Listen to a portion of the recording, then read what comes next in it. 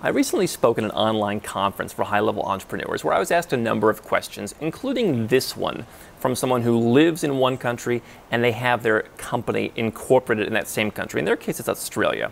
The question is, can I sell my Australian domestic company to another company overseas that I also own in a country that has lower tax? I'm going to unpack this with you and talk to you about why your business is different than Google or Microsoft or Apple for tax reasons in this video.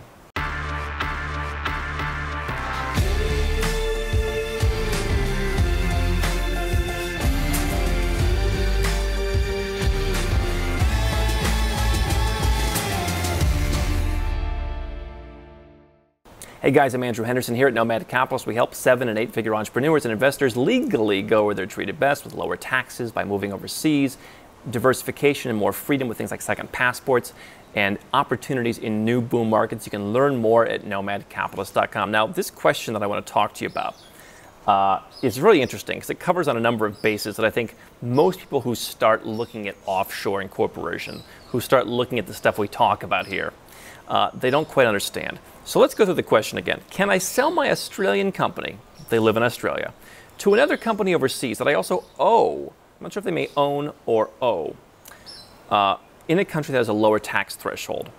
So there's a couple things that stand out to me. First of all, let's be very clear. If you live in Australia and you are a taxpayer in Australia and you decide to set up a foreign company somewhere else, whether it's in the Marshall Islands, Hong Kong, Belize, the UAE, whatever, and you are that Australian taxpayer, that company is what is going to be called a controlled foreign corporation in Australia. There may be other things that it's subject to as well, but basically you're not getting out of paying your Australian tax. And I see so many people make that simple mistake and think, oh, just put a company offshore and then don't change my lifestyle. I often talk about my tax-friendly quadrant. You got 4 parts to the quadrant. 2 parts on one side, where are you leaving, where are you arriving, and then on the top, it is where is your business and where are you personally. You've got to check the box for each of those. And so if you're not leaving Australia, then you're going to have a problem. Now, I'm not saying you can never come back. I'm not saying you can't visit every year. I'm not saying you've got to cancel your citizenship and no longer be Australian. I'm saying you've got to commit to moving out and you're going to go somewhere else and your business is going to do the same. Now, what they're asking is basically, can I move the assets of the Australian company to a company in another jurisdiction? Yes, you can. And this gets into a really complicated area that whenever we're working with folks, we bring in all the great tax minds, we build the brain trust, and we start really discussing, what does this company own? What is it that needs to be sold? What is it that is just going to kind of slip away, right? If you run a company that is basically a one-man consulting operation, that's going to be a lot easier for you to move offshore without any kind of tax or penalties because you're allowed to quit one company and go to work for another, right? Imagine you worked for an employer in Australia and you were paying high taxes at your job and then you got a job offer in Hong Kong where your taxes were much lower. You wouldn't have to pay a tax to leave, right? And so the same thing applies with your company.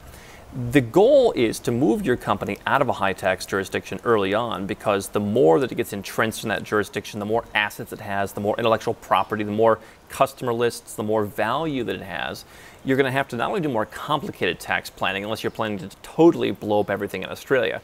A lot of people will have an employee or 10 employees in their country and they don't want to get rid of them. It's now we have to start segregating and isolating and restructuring the whole corporate structure. It gets more difficult. So the sooner you can move overseas, the better, right? And so how you move overseas in terms of can I do so without paying any tax? Well, again, the more simple the company is, the younger the company is, the lower the revenues, profits, the lower the assets, that will affect what you may or may not need to pay when you're actually moving the company. And so you can move assets from one company to another. It's done all the time. It needs to be done properly. You need to have things documented. You need to have experts involved. You don't just draw something on the back of a Domino's pizza napkin. I'm selling this to this company. That's not really going to work.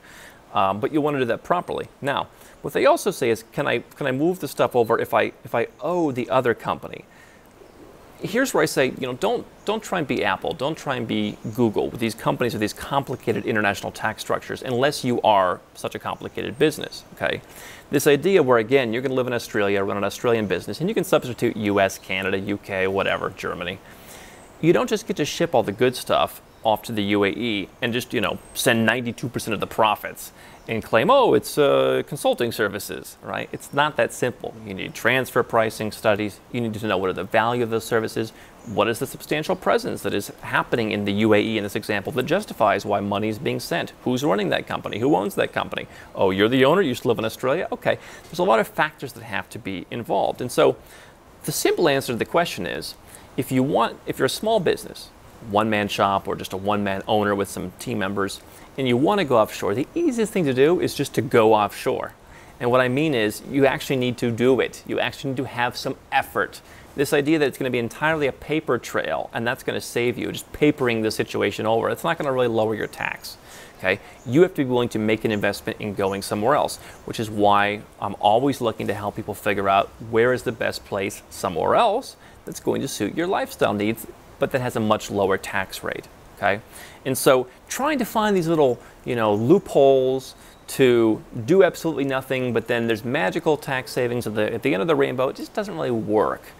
Again, your business is a lot more simple. You have fewer options than a big multinational company, which has outposts all over the place, which has employees, which has, cafes, whatever the case may be. And so at the end of the day, it doesn't come down to tricks. It comes down to doing the work. It comes down to doing things that are just common sense, okay? And then documenting, having a strategy, and then executing it.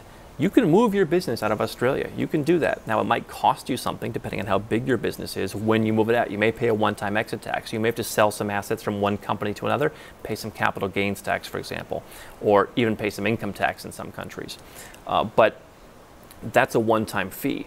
And again, I've had people come to me. They say, Andrew, I'm ready to sell my business next month for $50 million. I said, not a lot I can do for you. I said, we can save you $500,000 or $1 million by doing this or that, but you should have come to me when the business was worth $20 million or $5 million or when you were just starting it, because you would have saved a lot of money. And so the earlier you do it, the better.